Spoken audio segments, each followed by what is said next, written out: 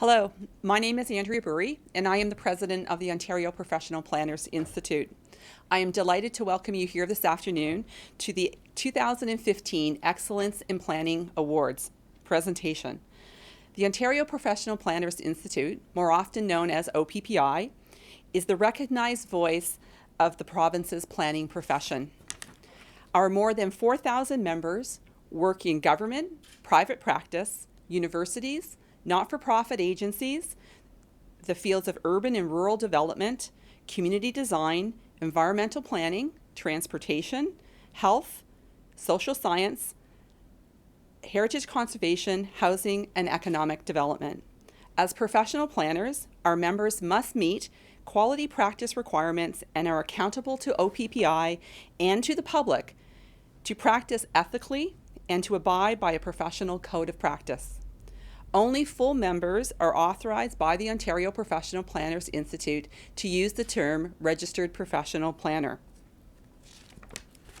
Province-wide, our planners, both private and public, and in all spheres of practice, on a daily basis apply their skills, their leadership, and commitments to public interest in managing and guiding growth throughout our communities, rural and urban. It is a challenge we planners embrace, providing interdisciplinary leadership in areas of difficult and strategic healthy community decision-making. It is a statement and a commitment by Ontario's planners about best quality and about accountability of the professional planning practice applied across Ontario's communities. Ensuring professional planners provide meaningful leadership province-wide in all spheres of practice, planning and community spaces for the generation's needs. I'm pleased to tell you that in addition to the awards that we will be presenting today, we recently named Dr. Arlene King as an honorary member of the Institute at our conference in Toronto, when almost 1,000 practicing planners gathered together to discuss key planning issues. This honorary membership is a recognition of Dr. King's leadership when she was Chief Medical Officer of Health for the province of Ontario, and the many advances that were made during her term by the planning and public health professionals working together to create and foster healthy communities. An honorary member of OPPI is a person who has evidenced extraordinary interest and concern in the planning profession and who does not hold a membership in the Canadian Institute of Planners or the Ontario Professional Planners Institute, and who would not normally qualify for full membership. We recognize the efforts of professionals such as Dr. King, who advance the cause of planning and who want to acknowledge the valuable contribution of people outside of the profession. By placing value on actions and support the work of planners, we increase the awareness and promote the importance of planning for the future of our communities. And now it's my pleasure to introduce the awards. Today we are here to recognize and to celebrate this year's best examples of planning. I have the distinct pleasure in announcing and presenting our 2015 Awards of Excellence in Planning. Planning our communities is not, and never has been, a static profession. Growth and community development is dynamic. It requires innovative, strategic, and creative problem solving, whether at a micro level or a macro, regional, or national scale. OPPI's Excellence in Planning Awards recognizes innovation, creativity, professionalism, problem solving, and communications in 5 categories. These awards afford us the opportunity to recognize advancements achieved both planning and strategic thinking, and to build upon them for the challenges of the next generation. World Town Planning Day is celebrated in 30 countries on 4 continents every year on or about November the 8th. It is a time to recognize and promote the role of planning in creating livable communities. We are pleased to be recognizing excellence in planning during this World Town Planning Week. This year's winners were chosen from many high quality and thoughtful entries, and we thank the awards jury for their volunteer work in bringing us the best of the best. We have a number of awards plus one special award to present this afternoon. The first award is in the category of Urban and Community Design. The Urban and Community Design category recognizes planners' contributions to the built form of our communities and includes planned, newly constructed, or renovated sites or areas. These are the projects that we can most readily identify with because they deal with spaces that we live, work, and play in on a daily basis. I am pleased to announce that the award goes to HOK for Tunney's Pasture Master Plan. Tunney's Pasture is a major employment center in the city of Ottawa within the National Capital Region. The site is bound on the north by Sir John A. Macdonald Parkway and the Ottawa River Park System. To the south, the City Transitway and Scott Street. To the east, Parkdale Avenue, and to the west by the Champlain Park neighborhood. Tunney's Pasture was envisioned in Jacques Graber's regional plan for Ottawa in 1950 as an employment campus in a park-like setting. Today, the site includes a mature park amenity, but it is largely defined by aging buildings, underutilized open space, and a disconnect grid of oversized blocks and streets. The distance between buildings, large expanses of surface parking, and a relative remoteness to the Tunney's Pasture transit station result in an uncomfortable pedestrian environment. This suburban condition is also increasingly at odds with the mature and changing city fabric adjoining the site. I would like to ask Jordan Lambie to please come forward on behalf of your team and accept the award.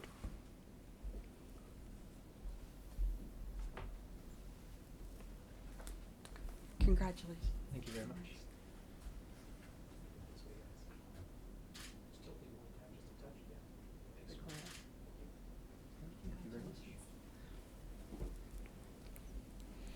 The next award is in the category of Municipal Planning Studies, Reports, and Documents.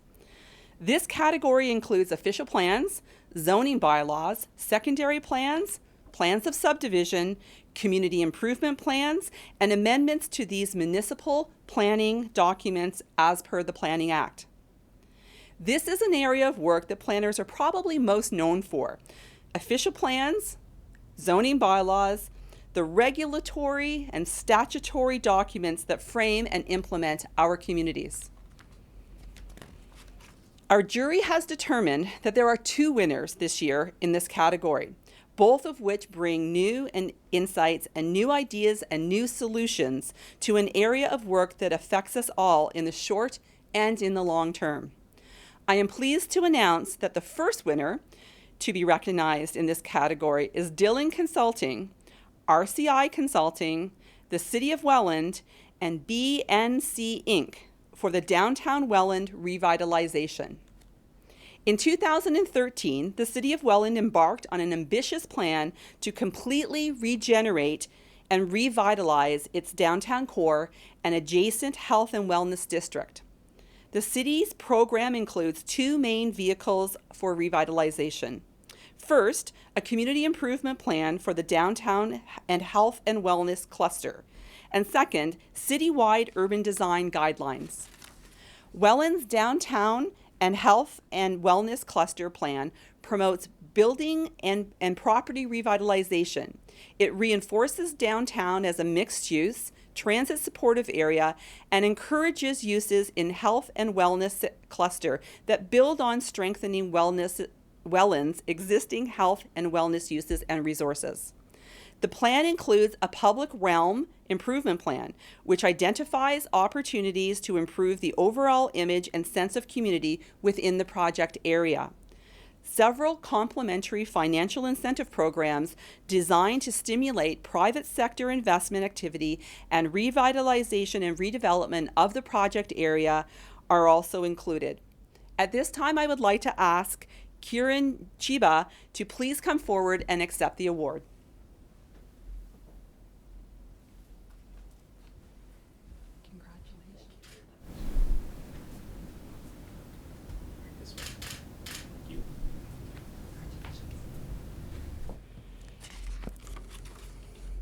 I'm pleased to announce that the next winner to be recognized in Municipal Planning Studies, Reports, and Documents category is the Town of Oakville for Inzone project, the Town of Oakville's comprehensive zoning bylaw review. The Town of Oakville Inzone project was the process of developing the town's new comprehensive zoning bylaw. It implements policies of the new official plan, the Livable Oakville official plan, into a new zoning framework. The project ran from October 2011 to February 2014, resulting in Council's unanimous passing of the new zoning bylaw 2014-014. The project was undertaken in 4 phases. The startup phase was to launch the project, and it took place between July 2011 and October 2011. A research and analysis phase highlighted the production of 10 technical papers from October 2011 to February 2013. The consultation phase, including both statutory and additional outreach, began in March of 2013 and concluded with Council's passing of the zoning bylaw in February of 2015. And there was also an ongoing implementation and appeals phase. It is difficult to get the community to be excited about a zoning bylaw review. Town staff worked very hard to create a project that transcended the stereotypically dry review that one would be used to in a zoning bylaw project, one that engaged citizens in development matters that impact daily lives. At this time, I would ask Joe Nethery to please come forward and accept the award.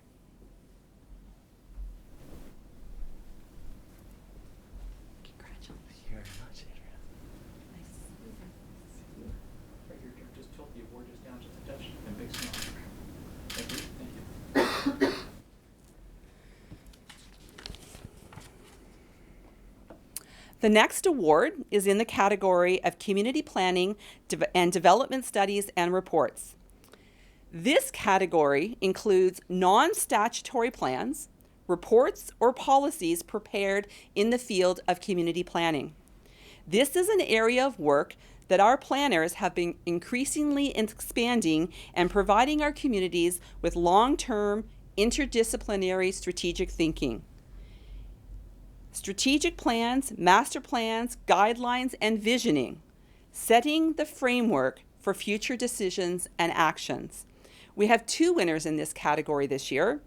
I am pleased to announce that the first winner is the Toronto and Region Conservation Authority for the Living City Policies for Planning and Development in the Watersheds of the Toronto and Region Conservation Authority. In overseeing the watershed-based environmental and water management responsibilities for the vast and diverse landscapes of a growing city region, TRCA is faced with requests for complex reviews of development and infrastructure proposals. The TRCA Planning and Development Division understands the pressures these applications pose for natural systems of rapidly developing greenfield communities as well as urban centers undergoing revitalization and intensification. It became apparent that a groundbreaking policy document was needed to support municipal partners in building sustainable communities, to implement TRCA's legislative responsibilities, and to clearly articulate the value that conservation brings to the planning process. This document was substantiated with cutting-edge research in watershed science and best management practices from TRCA's ongoing extensive work with municipalities, developers, consultants, and homeowners. In the mid-2000s, TRCA's team of environmental planners and supporting technical staff of engineers and ecologists began to develop the Living City policies for planning and development in the watersheds of the Toronto and Region Conservation Authority. These policies serve the most highly populated urbanized city region in Ontario and in Canada.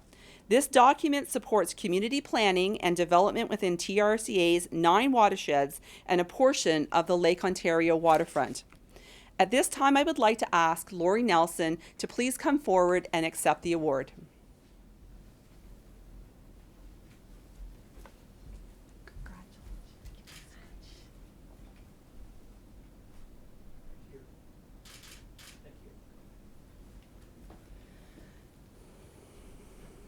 It's my pleasure to announce the next winner to be recognized in the Community Planning and Development Studies and Reports are Toronto Public Health with Gladkey Planning Associates, DTAH, the City of Toronto Planning, and the City of Toronto Transportation Services for Active City Designing for Health. Building on the growing body of knowledge produced in the last few years by planning and health professionals, the Active City Designing for Health project looks at how Toronto can move forward in building more active urban environments with particular emphasis on the engagement of multiple city departments and external stakeholders, and learning from examples that demonstrate the principles that shape an active city and what that looks like in practice. The Active City Designing for Health report is a public education report that outlines 10 active city principles to guide changes to neighborhoods, streets, and buildings so that physical activity becomes a regular part of everyday life for more people. It is targeted at those looking for a user-friendly, objective overview of relevant principles that shape an active city, as well as specific examples that illustrate how the principles can be implemented. It illustrates how information can effectively be distilled and presented to the public in a compelling manner. At this time, I would like to ask Andrew Davidge to please come forward.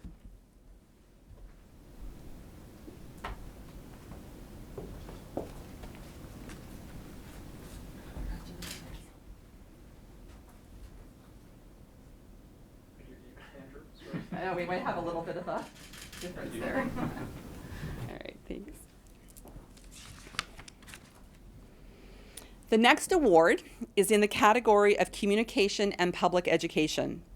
This category includes written or published documents and audio-visual presentation material intended for use within or outside of the profession.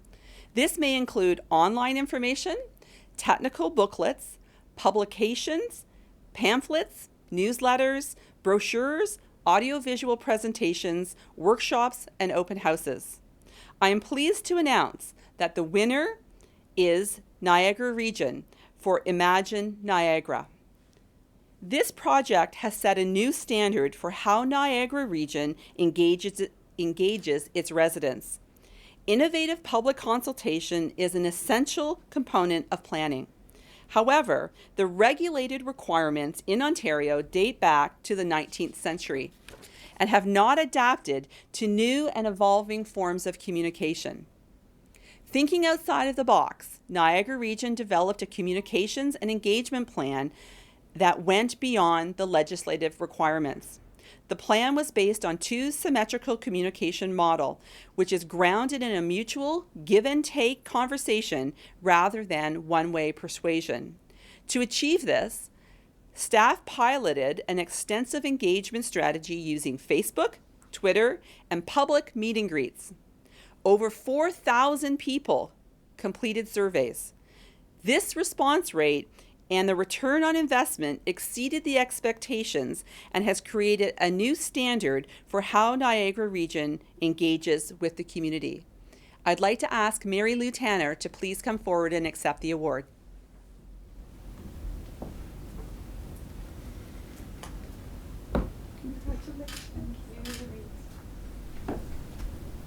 Right here, please. Thank you.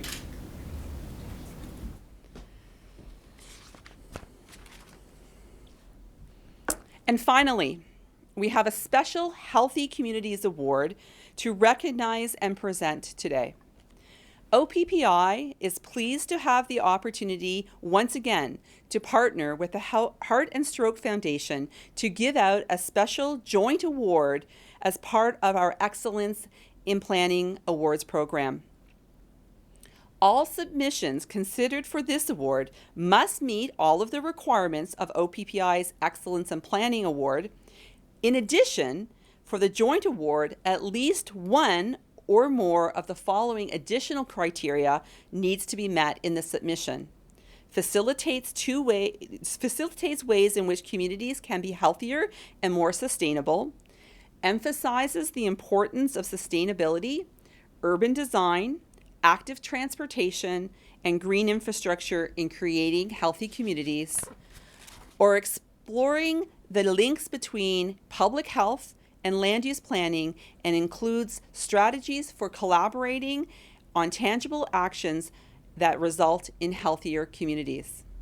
I am pleased to tell you that this year's winners for Healthy Communities Award are Toronto Public Health with Gladkey Planning Associates, DTAH, City of Toronto Planning, and City of Toronto Transportation Services, which earlier won the Community Planning and Development Studies and Reports category. I would like to ask Andrew Davidge to please once again come forward and accept the award on behalf of your team.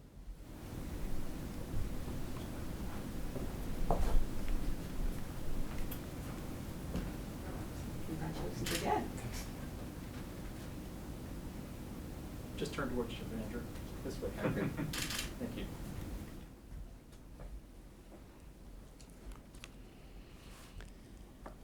I encourage you to learn more about these outstanding examples of sustainable and healthy community planning in Ontario by visiting our website, www.ontarioplanners.ca.